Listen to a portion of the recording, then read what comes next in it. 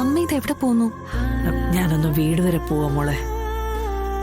ശാരിയും പണിക്കാരും മാത്രമല്ലേ ഉള്ളൂ. പിന്നെ അച്ഛന്റെ കാര്യം നിനക്ക് അറിയാവുന്നതാണല്ലോ. അതിപ്പോ വീട്ടിലുണ്ടെങ്കിൽ തന്നെ ബുദ്ധിമുട്ടുള്ള ഒരു കാര്യത്തിലേക്കും തിരിഞ്ഞു നോക്കൂല. അല്ല അമ്മ ഇപ്പൊ ഇവിടുന്ന് പോയാ? പോയിട്ട് ഞാനിങ്ങി വരുമല്ലോ. പിന്നെ അച്ഛനും അമ്മയും പറ്റിയിട്ട് പപ്പി ചില സംശയങ്ങളൊക്കെ പറഞ്ഞു. ഞാനതൊരു മയത്തി പറഞ്ഞു നിർത്തിയിട്ടുണ്ട്. അമ്മയ്ക്ക് ഇവിടുത്തെ കാര്യങ്ങളൊക്കെ അറിയാലോ. പപ്പയുടെ കാര്യത്തിലുണ്ടായ തെറ്റിദ്ധാരണയും വഴക്കും എല്ലാവരുടെ ഉള്ളിലും ഉണ്ട്.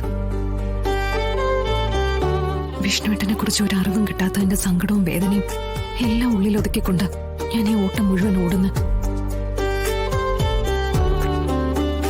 വിഷ്ണുവേട്ടനെ കാണാത്തതിലുള്ള സങ്കടവും വിഷമവും അച്ഛനെ കൊണ്ട് എത്തിച്ചിരിക്കുന്നത് അമ്മയും കണ്ടതല്ലേ. സത്യമ്മയുടെ കാര്യമൊക്കെ അറിയാലോ. ഈ അവസ്ഥയിൽ അമ്മ ഇവിടെ നിൽക്കുന്നത് എനിക്കൊരു സഹായം മാത്രമല്ല, ഒരു അനുഗ്രഹം കൂടിയാ.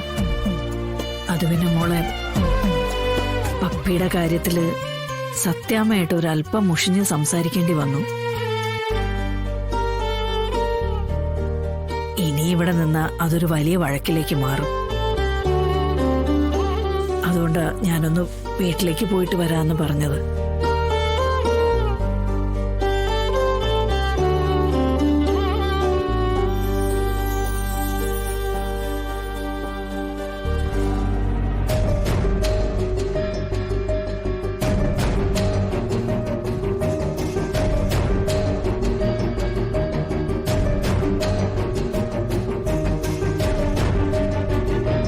ശാരദാമ്മ ഇപ്പൊ പോണ്ട. എനിക്ക് നിങ്ങളോട് ദേഷ്യമൊന്നുമില്ല. മാത്രമല്ല, നിങ്ങൾ പറഞ്ഞതിൽ കാര്യമുണ്ട്. ഇപ്പൊ നമ്മുടെ ആവശ്യം എന്ന് പറയുന്നത് വിഷ്ണുവിനെ കണ്ടെത്തുക എന്നുള്ളതാ. പിന്നെ പപ്പിയുടെ കാര്യം അതെന്നിൽ നിന്നും ഒളിച്ചു വെച്ചതിന് എനിക്ക് നിങ്ങളോടൊക്കെ വിരോധം ഉണ്ടായിരുന്നു. പക്ഷേ ഇപ്പൊ അതില്ല. കാരണം പപ്പി എന്റെ മകന്റെ കുഞ്ഞല്ലേ. അവളെ നിങ്ങൾ നഷ്ടപ്പെടുത്തിയൊന്നുമില്ലല്ലോ. പിന്നെ ഇപ്പൊ എനിക്കറിയേണ്ട ഒരേ ഒരു കാര്യം വിഷ്ണുവിനെ കുറിച്ചാ. നിങ്ങളും കണ്ടതല്ലേ, അവനെ കാണാൻ വല്ലാത്തൊരവസ്ഥയിലേക്ക് പോയിക്കൊണ്ടിരിക്കുക രാഘവേട്ടൻ.